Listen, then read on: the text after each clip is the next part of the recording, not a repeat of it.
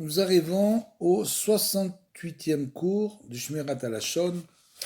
Et là, nous allons étudier une chose un peu spéciale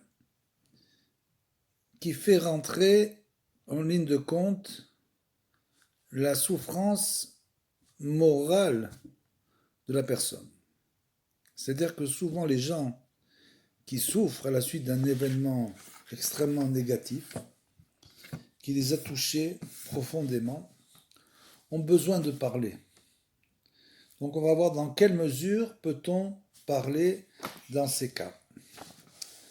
Des propos qui aident à soulager une souffrance émotionnelle ou morale causée par d'autres gens sont considérés comme constructifs. C'est-à-dire, bien sûr, pour la personne elle-même qui souffre, elle a besoin de parler, de s'extérioriser, donc pour elle, ce sera des propos constructifs. Une personne qui éprouve une souffrance émotionnelle ou morale a le droit de chercher de l'aide, même si cela l'oblige à parler de gens ou d'incidents qui constitueraient autrement du lachon hara.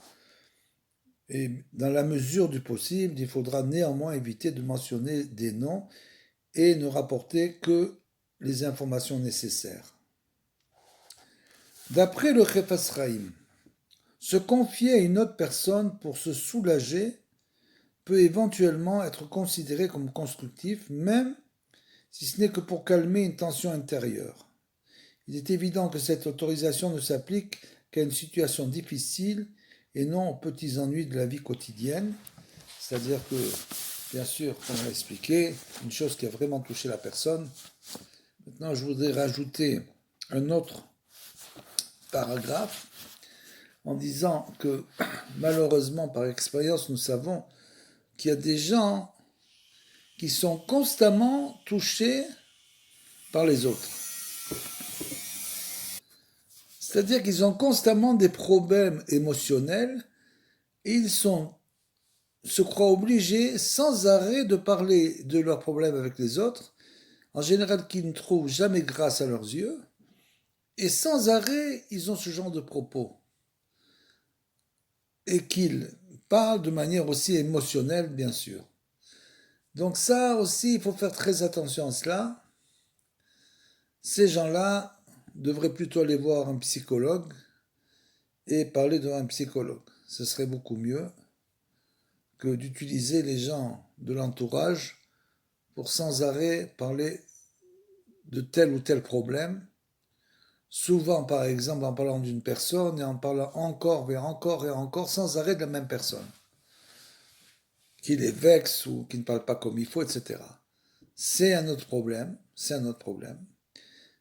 Comme on vient de le dire, cette personne-là a un problème psychologique, manque de confiance en elle et devrait, bien sûr, la première chose, ce serait d'essayer de parler avec la personne sur qui elle parle sans arrêt et d'essayer de faire le shalom. Mais si ce n'est pas possible, il faudra qu'elle voie un psychologue pour régler ses problèmes.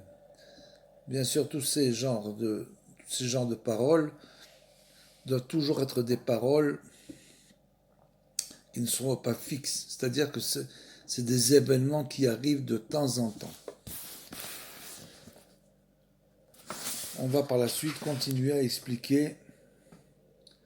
On va expliquer justement tout ce genre de propos. Un homme sincèrement pieux ne doit pas se joindre à un groupe s'il n'est pas sûr que ses membres surveillent le langage. Il faut fuir les assemblées de bavards comme le feu. Pourquoi s'asseoir parmi des gens qu'on sera ensuite obligé de réprimander parce qu'ils disent du lachon hara? Car on sera puni si on ne proteste pas. Même si on ne fait qu'entendre ces bavardages, comme le dit Rabbeinu Yona dans son livre magnifique Sharet Tshuva. C'est un livre qu'on doit étudier, bien sûr, pendant les périodes de Teshuvah, le mois d'Elul, le mois de Tishrei, les 10 jours de Teshuvah. Si quelqu'un entend d'autres personnes dire du lachon hara ou des choses vulgaires, ou s'il se trouve dans une assemblée de moqueurs qui manquent de respect pour la Torah et les mitzvot, et qu'il choisit de se taire parce qu'il sait que ces hommes insensibles à toute remontrance ne tiendront pas compte de ses protestations, son silence sera puni, car les pécheurs le prennent pour un assentiment. Donc de là, on peut tirer énormément de conséquences, et de savoir que si il y a des personnes, même au sein de notre famille, avec qui il est impossible d'avoir une conversation sans que ça passe par du lachon hara, c'est-à-dire on sait d'avance que la personne, même si quelqu'un de notre famille va recommencer à faire du lachon hara, il faut éviter de parler avec elle, tout simplement. Il n'y a aucune autre réparation, comme il dit, il ne faut pas aller dans ces assemblées de moqueurs. On a donc l'obligation de reprendre ces gens-là et de les réprimander sévèrement pour rehausser le respect de la Torah et des mitzvot qu'ils bafouent, pour rétablir l'honneur du juste dont ils médisent.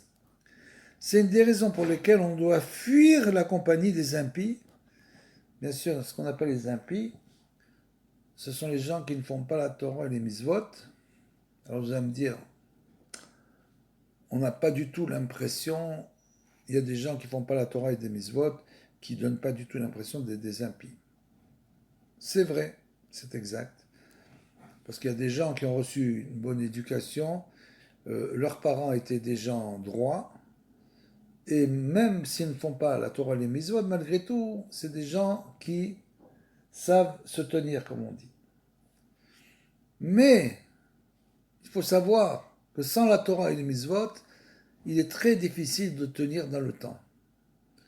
Donc ça veut dire qu'à un moment donné, il va y avoir une dégradation.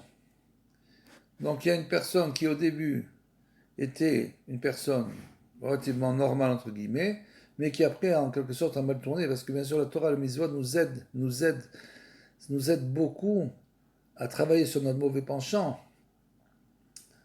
Et c'est même très difficile, même avec la Torah et les mitzvot, c'est très difficile de travailler sur le mauvais penchant. Imaginez ceux qui ne font pas la Torah et les mitzvot. C'est une des raisons pour lesquelles on doit fuir la compagnie des impies, car sinon on risquerait d'entendre leurs propres médisants et s'abstenir de répondre. C'est pourquoi le roi Salomon dit, ne jalouse pas les hommes d'iniquité, ne souhaite pas frayer avec eux, c'est-à-dire ne te mêle pas à eux, car leur cœur machine des ruines et leurs lèvres débitent l'injustice.